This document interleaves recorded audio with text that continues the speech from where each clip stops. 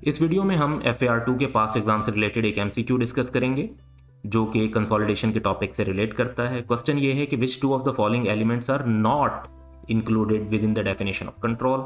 तो कंट्रोल की जो डेफिनेशन है दैट इज बेसिकली कि an investor controls an investee when it is exposed और has rights to variable returns from its involvement with the investee and has the ability to affect those returns through its power over the investee.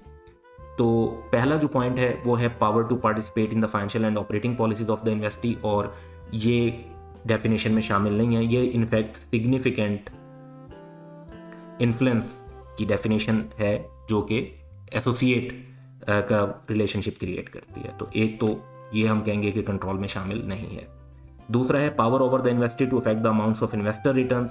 तो जो investor के returns हैं उनको affect करने की जो power है ये तो डेफिनेशन के अंदर मेंशन है स्पेसिफिकली, तो ये हमारा आंसर नहीं होगा। तीसरा एक्सपोजर और rights to variable returns from its involvement with the investee.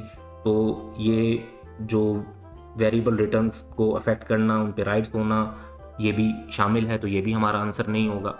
Last one है holding the majority of shares in investee's share capital.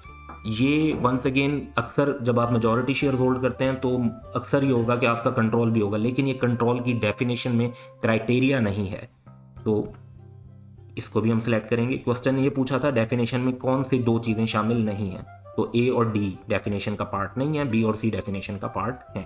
Have a good day.